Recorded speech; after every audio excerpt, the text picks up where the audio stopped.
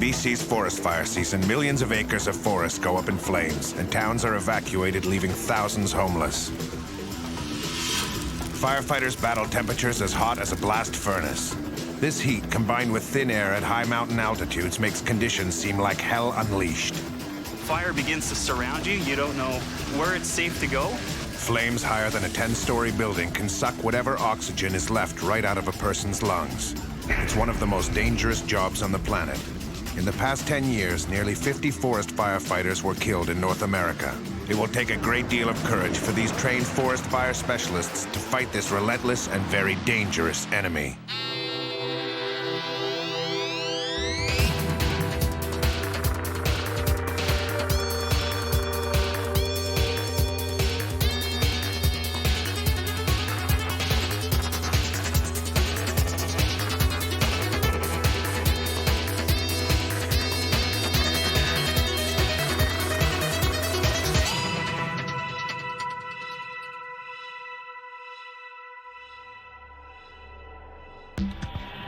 Fire Center, go ahead. At the Kamloops Fire Center, the dispatcher has received a call. A smoke plume has been reported only a half dozen miles from the Kamloops Fire Base. But because of the rugged terrain, the site is impossible to reach by road.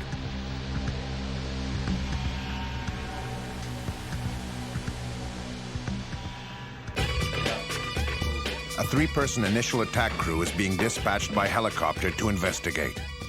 To be ready in 5 minutes when we're on red alert, like right now. So we're gonna load up all our gear, jump in the helicopter, and go have a look. These elite firefighters are the advanced guard of the fire service. Their job is to hit hard at the fire while it's still small, before it grows too big to be controlled and threatens lives and property. The crew receives an update. Football field size, rate of spread fast. We better go. All right, I guess we better go. A lightning strike was all that was needed to spark tinder-dry trees and undergrowth.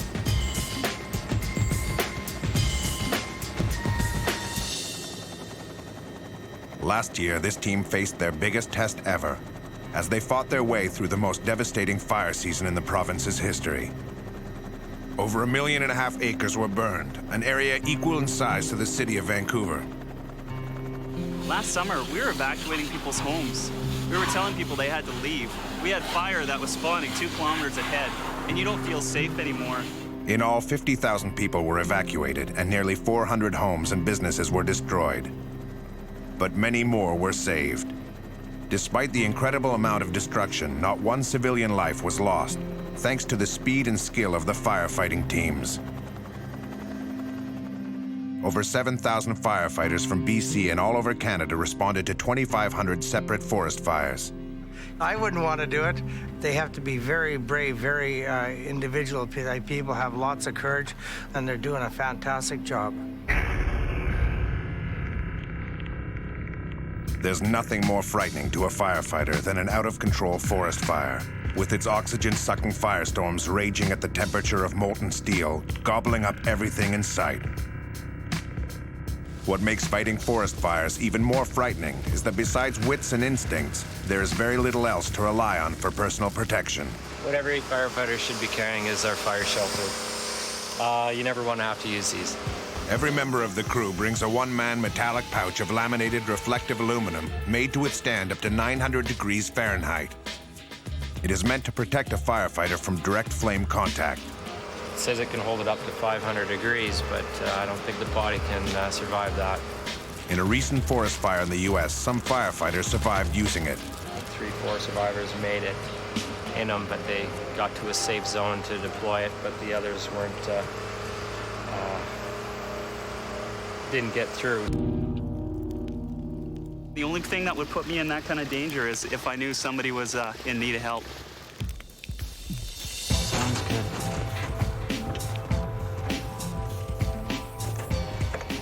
Les Leduc, crew leader and 10-year veteran of the Forest Fire Service, wastes no time leaving with his team for the hotspot.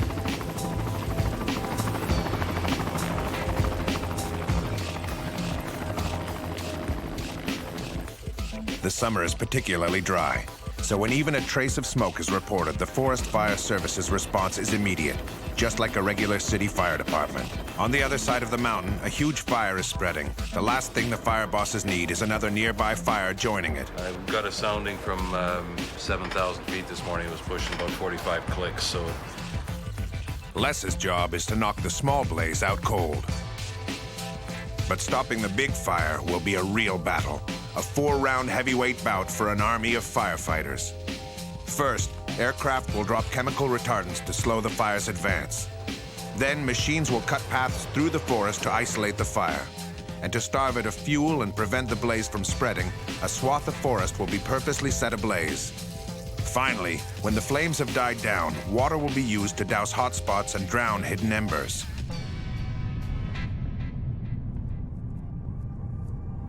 The crew is set down a few miles from the fire site because the rough terrain prevents their helicopter from landing any closer. What's in there? Les surveyed the scene from the air, but he and his crew can still come across dangers in the forest as they approach the fire. Bears, mountain lions, falling trees and rocks, and lightning strikes are all unpredictable hazards of the wilderness. Yeah, you can check that we're going to walk into the fire at this time, and just to advise, Ariel is going to sling our gear in, and then he'll be back to Kamloops to get a couple of Canflex bags for us. We've got a bit of a hike into our fire, so and those bags are pretty heavy, so it's a lot quicker for him just to put it on his long line, and he's going to fly it right into the fire site, and then he'll drop it off. He doesn't have to get out or land or anything. He's got a little button, and it'll unhook. So all our gear will be waiting there for us once we get there. But it won't be a walk in the park for the members of the squad. Each of them must still carry 80 pounds of gear to the fire scene for over a mile. Uphill. It's a physically punishing job to be part of an initial attack crew. This load is compounded by an extreme heat of over 100 degrees and the 6,000-foot elevation. Imagine having a television set strapped to your back while you jog in a sauna. Forest firefighters must brave conditions like this before they even begin to tackle the fire. They're essentially extreme athletes who put out fires for a living. Time is running out to get this fire under control. The crew uses old-fashioned hand tools to clear a swath through the thick layer of flammable organic material called duff, right down to the inert mineral soil beneath. And this tool I'm using is a grub hoe. It's something we like to use in Kamloops. Every bit helps, eh? This trench of exposed rocky soil, called a fire guard, will form a ring around the fire so it won't spread and become a bigger threat. Cutting fire guards by hand may look like 19th century technology. It is, but it works. Les and his team are not the only ones fighting this two-headed dragon. Over the mountain and across a valley, the fire services team have their hands full dealing with the much larger blaze. That's a really big fire. It's been burning out of control for more than a day, and the danger to the nearby village is getting critical. Villagers are thinking about their own safety and preparing for the worst. It's been kind of weird, like it, I don't know, like it's that close, but it's up the hill, but it's all the way over there, but it could come down here, and it's just kind of just trying to get ready if we have to leave. The stress level when you're on alert is high. It's probably more high for people that haven't been able to communicate. We've spent a lot of time setting up a communication system with our local radio, but there's still that worry that they may not hear the actual evacuation notice. And those are the people that are quite concerned because they've seen this fire, a fire like this come through in '71 that jumped over the mountain behind me unexpectedly, picked up by the high wind, and it completely wiped out 18 of the native homes on the reserve just above the town, came into town, and there were people that had barely time to get out of their homes with their children. They couldn't take anything. Now this is a distinct possibility. It's a deadly situation when a forest fire can jump or spawn ahead up to 100 miles an hour, driven by strong winds. At this speed, it could reach the town in minutes. Last year, a spawning blaze easily outran a fire truck trying to escape down a highway. The fire is about, they told us yesterday it's about 4 kilometers away, but it could spread that 4 kilometers in about a 3-hour time, so it really wouldn't take a lot of time to get here.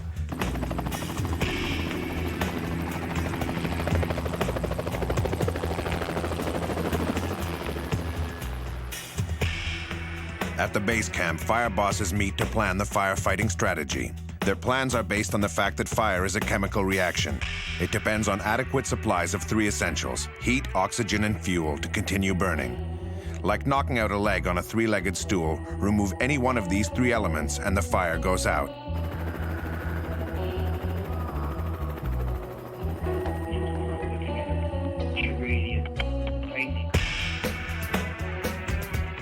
They decide to drop chemical fire retardants from the air in a pattern around the perimeter of the big fire. The fire bosses hope the retardant will cut off the fire's supply of fuel and slow its spread toward the village. This must be done to make the situation safer for ground firefighters to go and fight the fire directly. Right now, conditions on the ground are too dangerous for ground crews to approach the head of the fire.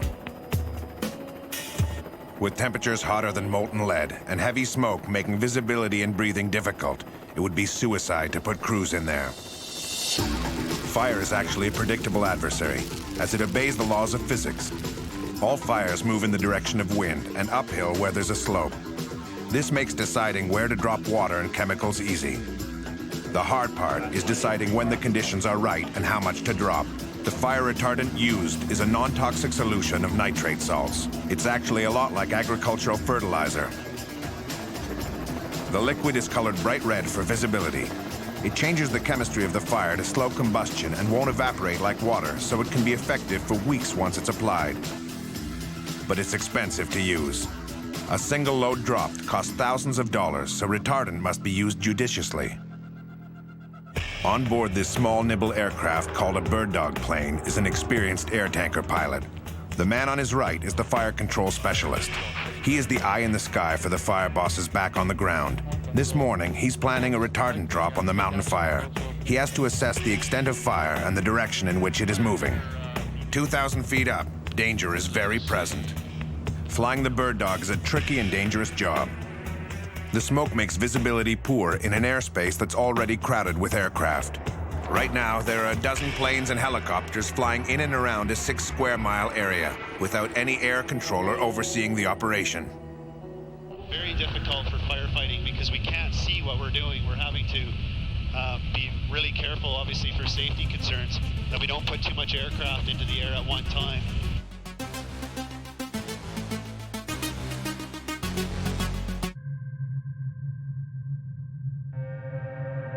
That looked like a close call, but pilots have to get used to flying this close to get the job done. But any slight miscalculation could mean disaster. Last year, the only fatalities in the fire service were 3 pilots who lost their lives while on the job.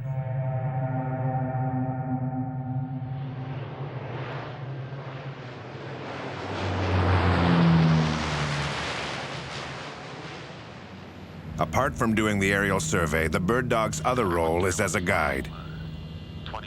Incoming air tankers must be shown the safest and most effective routes over the site to drop their loads. The retardant drops are meant to hold the fire at bay, not put it out. The big message is we don't put them out, from the air. They're put out on the ground. The hard work on the ground is what puts them out. What we want to do is buy them as much time as we can to make sure that that happens. Knocking out the fire is the job of the ground firefighters, who are ready to jump into action when the conditions are a little safer. It goes up to the bush and wise off. The biggest mistake we can make in here is to get tunnel visioned and sort of a kill-at-all-cost mentality where there's a 2% probability of winning, and we'll commit half the fleet to that 2% probability. When over the hill or 150 miles away, there's some fires that we could catch that we have no aircraft available for because we're committed to a loser. So a big part of the duty officer's role in here is to make sure that he's practicing that triage, to make sure that we're losing in the right places, and we're investing the resource and committing the resource in the right places. These Firecat retardant bombers are the most dependable weapon in the Airtanker Command's arsenal. They may look old-fashioned, but there aren't many other aircraft in the sky today that are as capable as these little planes, or that have as colorful a past. Built in the early 1950s, the Grumman S-2F Tracker was a fast and nimble carrier-based submarine hunter. After their work for the Navy was over, Forest Firefighting Services discovered that the tough little planes were perfectly suited to aerial firefighting. Heavily modified, but with their distinctive bug-eyed profile intact, these Cold War-era Grummins remain unchallenged in their new role as Firecat retardant bombers, more than 50 years after they first took to the air.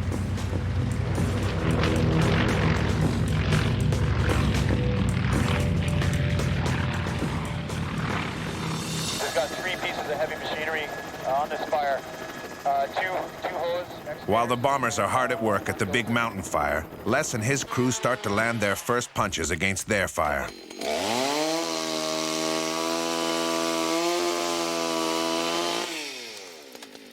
Dina is working hard on the fire guard, but soon it will be time to use another tool, water, to cool and quench the fire. The success of the operation depends on a supply of water being airlifted to them. We don't have very much water. Thank you. Bye. Les calls for a delivery. Perfect. We're set up. Minutes later, the chopper is dropping a small portable water tank, giving the crew a wading pool's worth of water to douse the fire. Water is heavy and difficult to supply in large quantities to remote locations. They won't get another tank for a while, so the firefighters have to use it at just the right time and place, and be very careful not to waste it. That's why their hoses are so small. This pump may be light and compact, but is powerful enough to deliver the precious water supply to the crew's small-diameter hoses. By now, half the battle has been won. The crew has got the fire under control, so there's no chance it will spread and join the big fire. But still, they need to be alert. A minor accident or injury can cascade into a life-threatening situation because of their location. We're pretty remote, but there's always a way out, you know, if things go really sideways on you. We have to check in like every hour and a half. Whiskey 31 Tango Fire Center, go ahead. So they have a pretty good idea what's going on here. And if anything does happen, we can set up a medevac via helicopter. Talk to you again at 1500 hours. Roger, copy that, thanks. If something happens at night, you know, you're going to be on your own until the morning. So, I mean, that's always a pretty big concern. I mean, the job just inherently has a lot of dangers to it, so... And that is particularly true at this stage of the game. Alex is about to be reminded of one of those dangers. He's busy clearing flammable debris from part of the fire guard to prevent the fire spreading into untouched parts of the forest. The wood is tinder dry. A few burning embers can ignite the dry branches in a moment. While cutting a tree, Alex faces a flare-up when brush near the tree he is cutting catches fire. But Alex is prepared for that possibility by leaving himself a clear path to safety. The crew could handle this flare-up with their own resources, but with little water on site to spare, Les again calls for air support. The helicopter returns with a bucket of water to douse the flames. Each bucket of water a helicopter carries weighs over 1,000 pounds, equivalent to a half-dozen bathtubs full of water.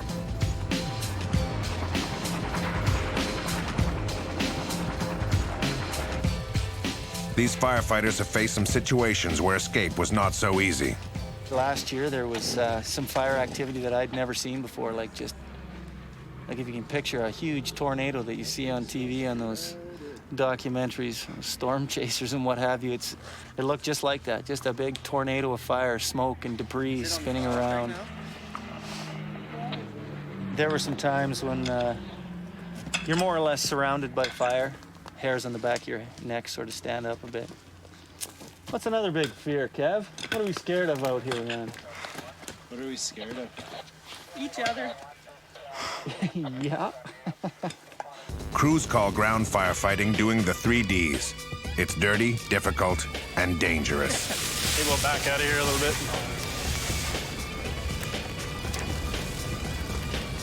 The trench warfare of the firefighting world.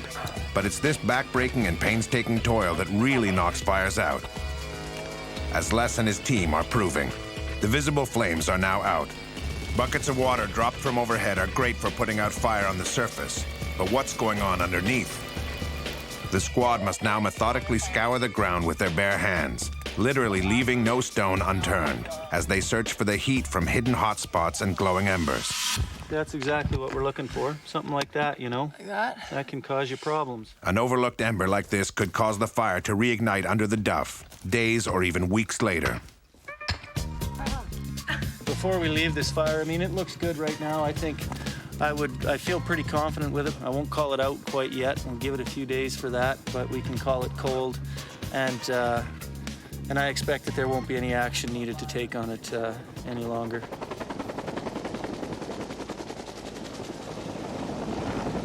That's the helicopter that we came in. He's coming back. We've got our gear ready. He slung this into us, and now he's going to sling it out. And then we'll walk back out. While the small fire is now under control, the situation is far different at the big mountain fire. The raging blaze is gobbling up valuable stands of timber like matchsticks and getting closer and closer to the village by the minute. Now burning for 2 straight days, the fire is still too hot to fight on the ground, even with the help of the aerial drops of fire retardant. Now small gusts of southerly wind are pushing it up the steep mountainside. In this area, we're totally ringed by mountains, and we have 2 major weather systems. One from the north, in that area coming down, which has brought in the past some extremely high winds that were knocking over trees, destroying whole areas of the forest. The winds that were gusting up to 110 kilometers. Behind me here is another valley that comes all the way from Whistler and Pemberton. Now, if we get a wind system from that direction or that direction, we've got major problems. We had a meeting yesterday morning, and they had they told us that we are on alert, and we won't have but a few minutes when they tell us to leave to get out of the valley. Dousing house roofs and tinder-dry trees with water is the villagers' best defense against this threat. We're cutting down an apricot tree. It's right beside the house, so other than that, we're just trying to keep it cool around here. These folks may well lose everything they own. It almost feels like a dream or something. Yeah, a bad dream. Go ahead. And is that where you'd like me to work? Somewhere along that edge? Kevin MATUGA is flying a reconnaissance mission over the fire. If the mountain fire continues to advance, it will be Kevin's tough job to tell the villagers that the battle has been lost and they must leave their town to its fate. So what we're dealing with right now is about a 1,300 hectare fire. It's burnt a lot of these valleys in front of us. You can see it's burned right up to the rocks. This is some of the most rugged terrain you'll find in BC. Mountains are extremely steep, very rocky. We go from valley bottoms at about 300 meters in elevation, right to the tops, around 2,700 meters in elevation.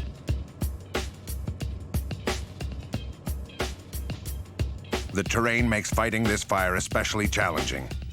Kevin knows what the fire crews are facing in their fight to save the town.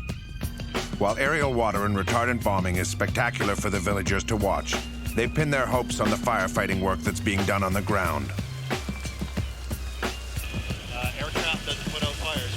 They're just there to hold it there until the ground crews get in. They can establish a control line around the flank and edges of the fire and put the thing out. But before that happens, helicopters have to douse hot spots on the perimeter of the fire using buckets of water. Maneuvering in steep valleys to pick up water, these pilots keep watch for dangerous obstacles like power lines, which could snag their buckets and yank their aircraft out of the sky.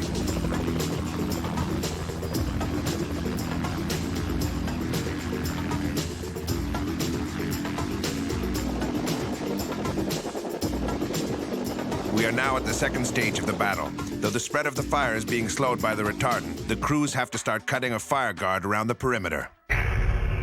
They must be careful not to get ahead of the fire and be trapped in front of advancing flames. The head of the fire is still hot and very dangerous. Time is running out. It would take me probably, but in optimum conditions, I can have this fire contained hopefully within 24 hours.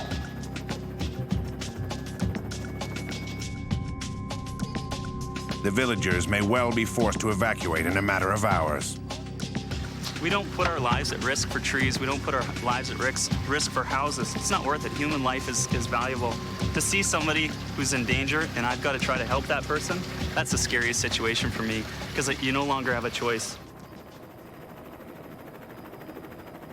It's the third day of aerial firefighting. The bad news, the fire is only 4 miles from the village.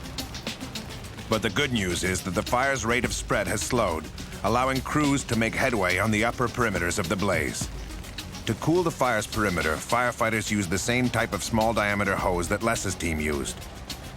It's a technique that works most of the time. Today, there's a problem.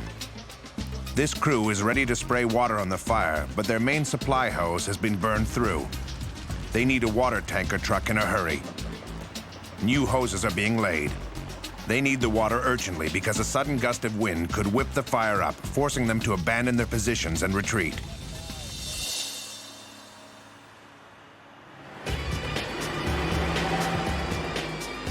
A tanker truck finally arrives with a precious supply of water. Armed with fully charged hoses, the firefighters are finally able to get down to work.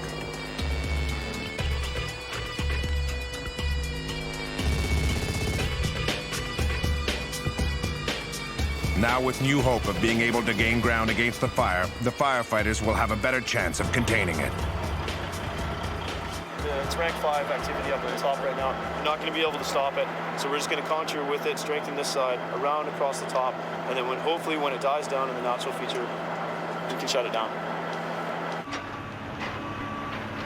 In a large-scale version of what Les and his crew were doing at their fire, some of these crews are hard at work using heavy machines to cut fire guards through the forest.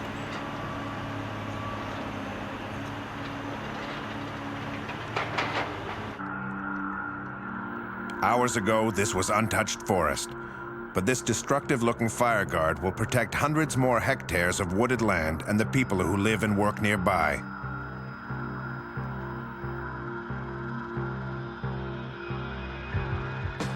One thing waiting that would be good right off the bat is wind indicator. As the fire gets larger, it creates almost like a snow cone. It starts at the small or at the base is very small, and it builds towards the top, and it widens out as we get to the head of the fire.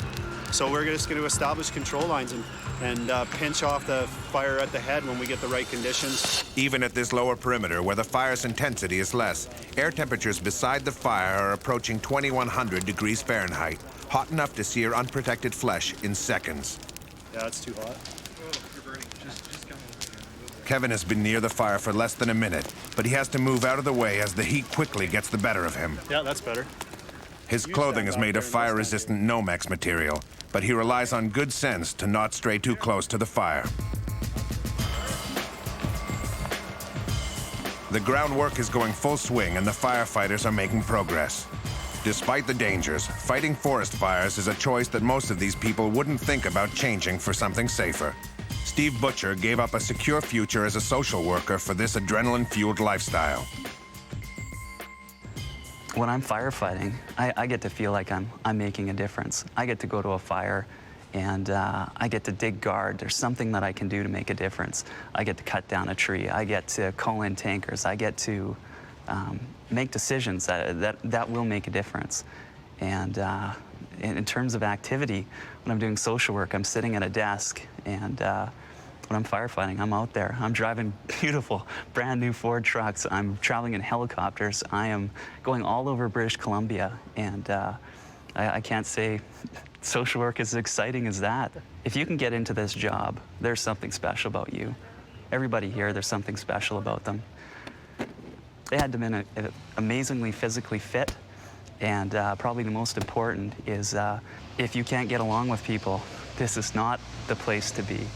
I don't know if we're adrenaline junkies, but we definitely are here for the lifestyle, I think.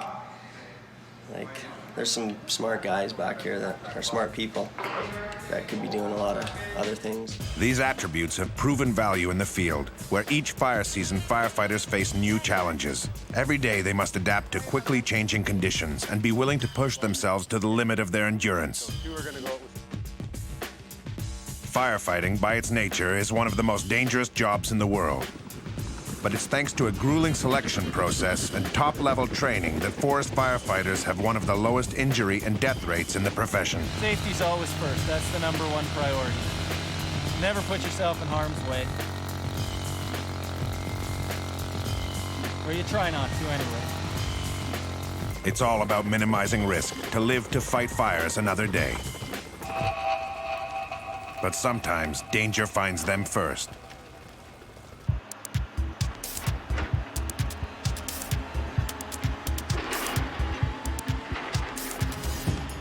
Operating machines like this in these conditions is more than a little dangerous. Heavy equipment can sink into soft ground and roll over. But if fire gets too close, the operator should be able to move his machine out of the way. Unless something goes wrong.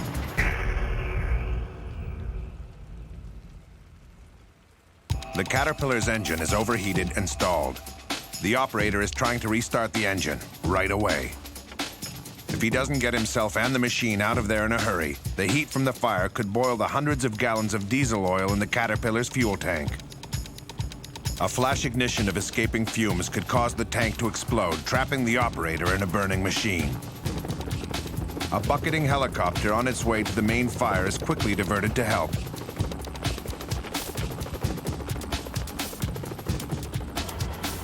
Just in time, the machine's operator gets the engine started again and is able to escape the flames. This time, he made it. But to be sure the stubborn hotspot doesn't give the Caterpillar operator any more trouble, the helicopter drops its load on the flames.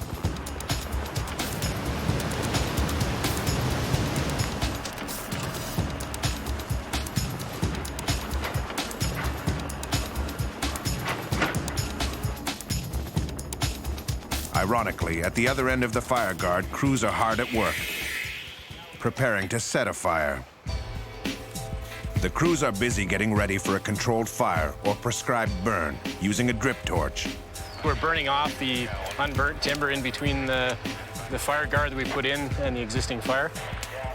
And this is the third round of the bout. This technique gets rid of flammable material left between the fire guard and the fire itself. It's a better method than laying waste to the whole forest with a bulldozer. In nature, small forest fires are actually beneficial. They clear away the buildup of dead trees and branches, leaving healthy, strong trees to survive.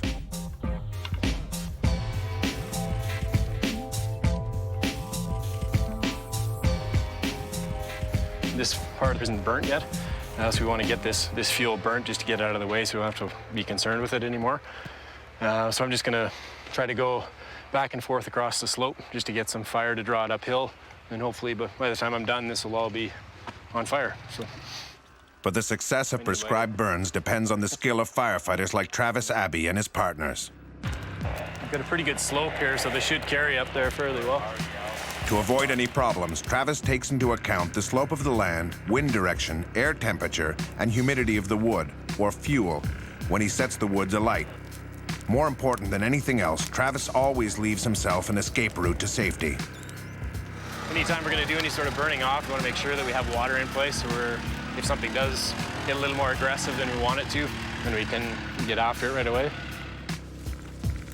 He keeps an eye on where the fire is burning. This is a strategy of literally scorching the earth to deprive the fire of fuel. It is better to sacrifice a few trees than to lose a whole forest.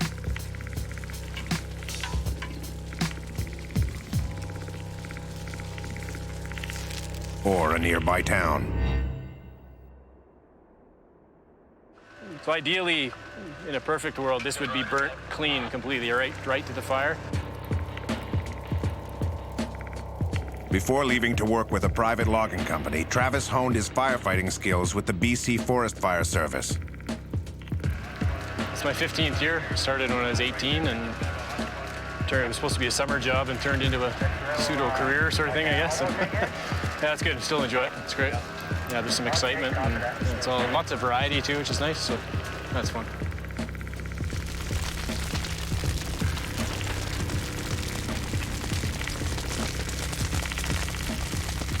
I think the only real fear I have, I guess, is the stuff you can't control.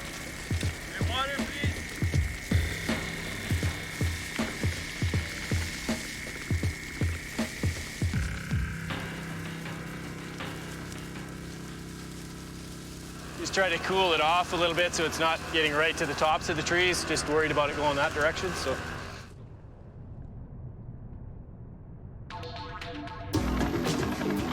But the fire is quickly getting aggressive. Despite Travis's skill and experience, this situation might be getting away from him. Quick action from above cools things down before the fire leaps across the fire guard and starts burning out of control.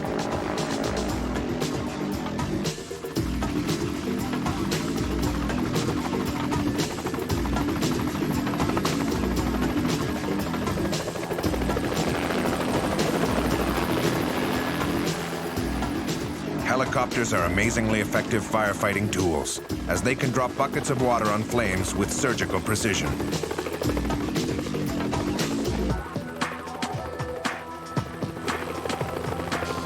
It's exhausting and dangerous work for the pilots, who have to have unbelievably steady nerves and concentration every moment they're in the air.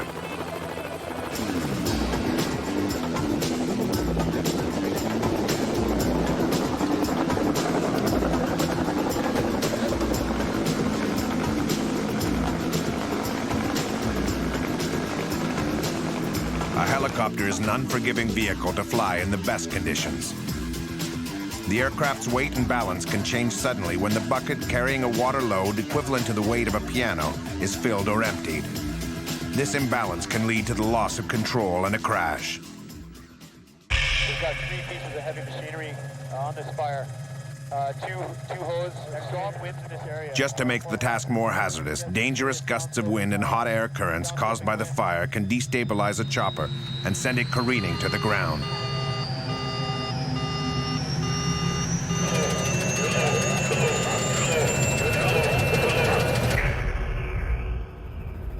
Night is falling, grounding helicopters and the air tankers, even though there is still plenty of work to do to get control over the fire. If we don't get on it tonight, then I think it'll be a tough go and a challenging period for us to get on top of this fire. Tomorrow we'll have definitely a big fight in our hands. For the third night, ground crews will be hard at work dousing the base and flanks of the fire. Fire boss Steve Shell is in charge of the heavy equipment. Let's give it a good assessment before we put any equipment in there. Let's make sure it's going to be safe to work in that area. If you guys have any hesitation, we won't work it. He consults his crew of machine operators to create a plan for the next day's operations. Okay, what time can we start in the morning? It gets light around 6. Steve decides this time not to use the heavy machines at night because of the increased accident risk in the steep terrain. Let's go without that. Like a weary army, the firefighters will use the coolness of night to try to gain ground on their enemy. They work by hand, in the darkness, without the help of heavy ground machinery and aircraft. The next hours are crucial. With the fire moving more slowly and the wind stilled, the firefighters are hoping to secure the perimeters of the fire all the way up the mountainside. They hope to accomplish this before the heat of the morning sun gives new life to the fire.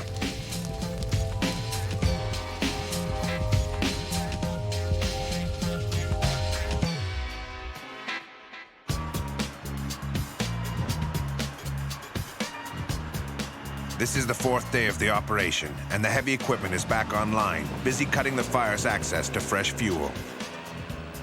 Nearly 100 firefighters worked all night, and they made good progress.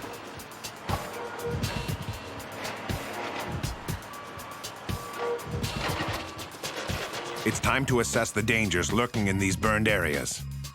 But at this point, it is much too treacherous to allow the crews in to douse the smoldering embers and hot spots. Dead and dying trees, what are traditionally called snags, in green stands of timber are dangerous in themselves, but once you put fire through the forest, obviously you get burnt trees that are likely to fall. We have trained assessors and snag fallers that will sweep through an area that's been burned or an area that we haven't been in yet. And they'll flag trees or assess entire stands. And the hand fallers will go through with the chainsaws and put those trees down, allowing the crews to go in. With the root system burning out on this tree, it's burning right now, and it's left to burn like this, it's gonna fall on its own. So we wanna make sure we clean this up before we get fire crews in here and come down on their heads.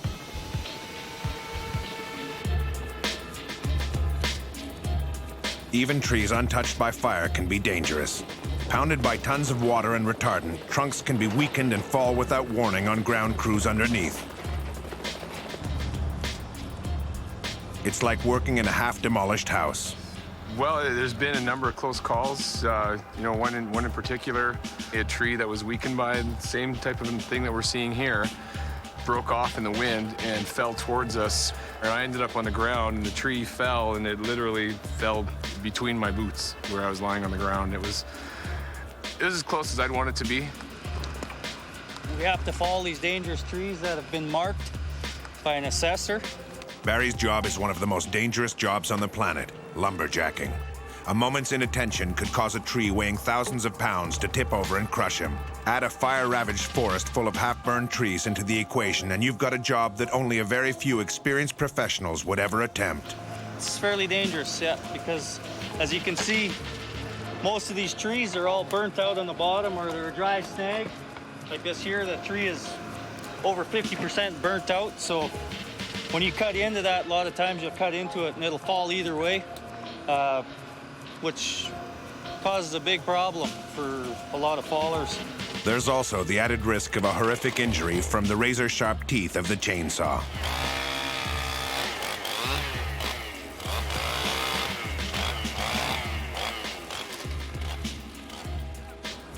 You can see if you look at my stump there, and you see how the notch was. And if you look at the notch and the back cut, you see that tree is an exact line with my notch. And that's the name of the game. These tree fallers have the danger of their job multiplied by yet another factor. Barry and his assistants must pay attention to what's going on over their heads, or risk being crushed under an avalanche of water and tree trunks.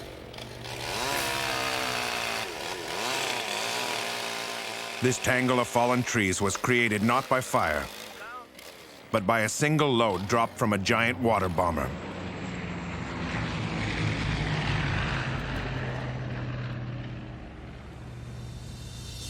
Despite the incredible risks and dangers of the job, every youngster yearns to be a firefighter.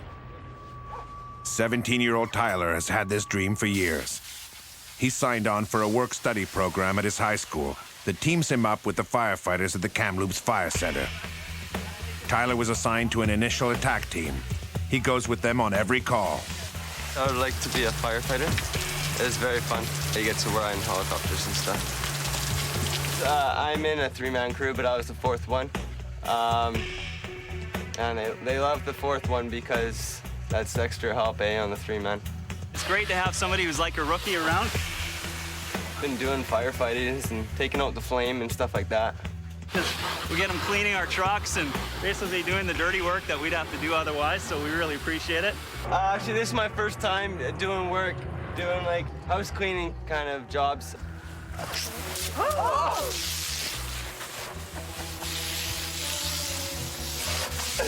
Did I get anyone?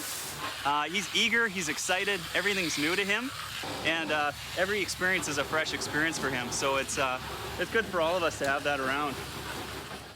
In only 2 weeks with the firefighters, Tyler hasn't had the chance to experience extreme fire conditions like his mentors have. So this is the standard BC Firefighters weather kit. It's a great thing about young guys. They haven't seen it, they're not afraid of it.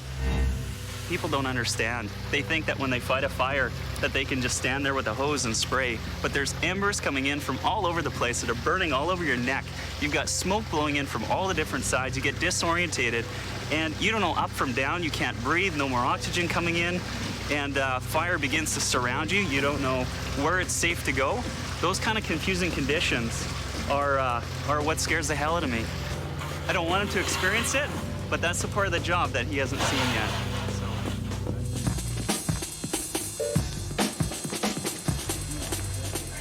Inside the Kamloops base, things are busy.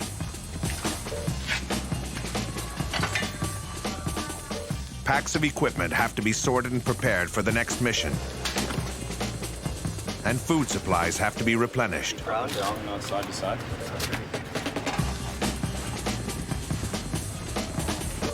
Bringing along a supply of tasty edibles is high on the priority list.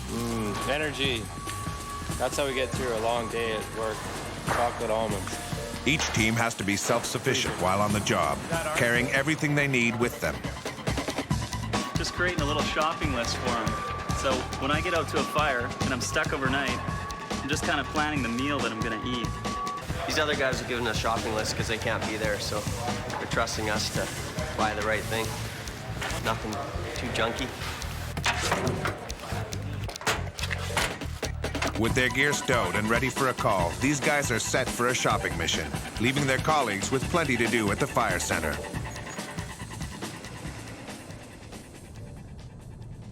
The crews of the big mountain fire just got a lucky break. The temperatures have dropped a little, which could give the firefighters the chance they need to give the fire a killing blow.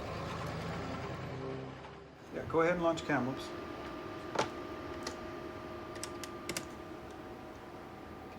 The dispatcher has been asked to launch every available aircraft and send them Launch Kamloops to this ATR 3560.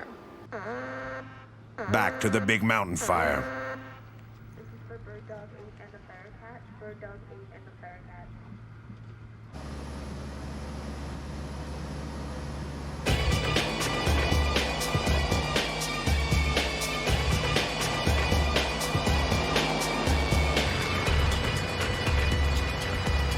It will be their second go at this stubborn blaze, which has been burning steadily for nearly 4 days.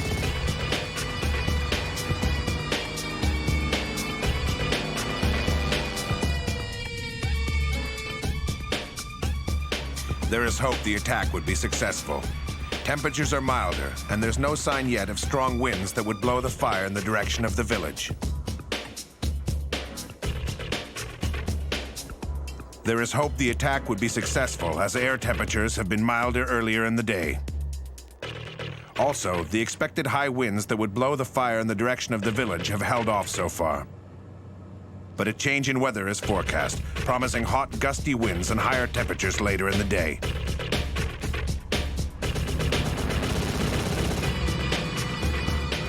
This allows the Airtanker Command only a few crucial hours to give the fire a final knockout blow and stop it in its tracks. Every available aircraft is being launched to give the advancing head of this stubborn fire a pounding that must be delivered before the winds pick up. Look at all the information as we're taxiing out. Basically, we just want to get in the air and get going in the right direction. And 31's on the roll, 26. Okay, and going straight over a bit and then a left turn up. Tanker 6-9, loaded and clear. 6-9 check.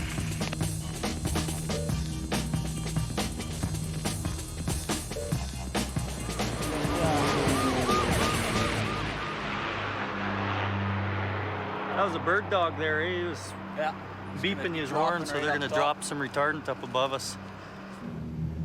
Okay, have you in sight.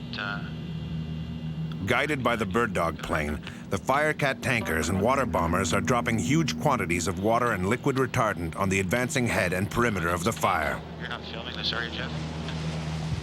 Maybe you are.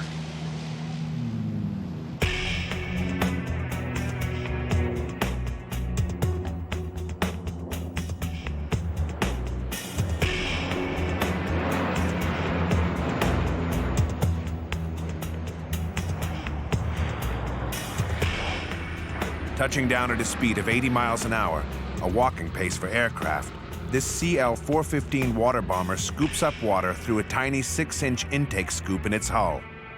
It takes only 12 seconds to pick up a 1,600-gallon load of water before lifting off from the lake's surface. That's enough water to cover an entire football field an inch deep. Another water bomber comes in right behind the first. Any miscalculation of speed or distance could have disastrous consequences. But these pilots are specialists in the art of flying these big, heavy planes.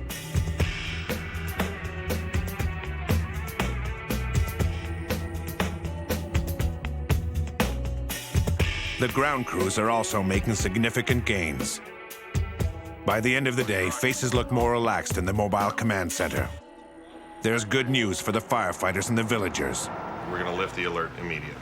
and whatever it takes his time frame, that's fine with me. After a combined air and ground battle lasting 4 days, this final intense bombardment of the Airtanker command has done its job and cooled down the head of the fire. In the next few days, ground crews will douse the remaining visible fire and patrol the fire guards. The villagers are relieved and grateful for the work of the firefighters. People will approach you and say thank you, and thank your firefighters, and thank the people that are here to save us, which is evident by the signs you see around town, the yellow ribbons, the campaign that's there for support. It's a good feeling. One of the things that's never mentioned is how dangerous it is for them until you get up there with them and see them in the smoke in those helicopters, and they're flying close to the mountains, close to the trees. Trees are actually above them. They can't see where they're going, and inhaling that smoke all day, it's just incredible.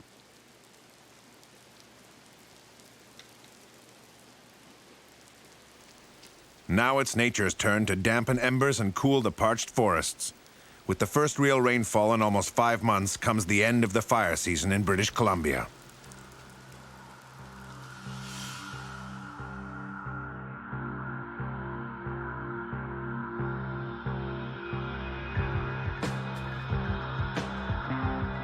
The interior of British Columbia boasts some of the most breathtaking scenery in the world.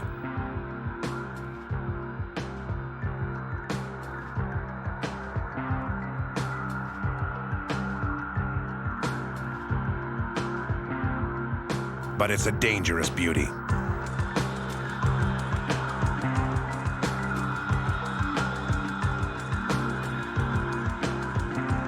A place where the most devastating and spectacular forest fires on the planet occur. And a place where some of the toughest firefighters around meet the greatest challenge of all: forest fire.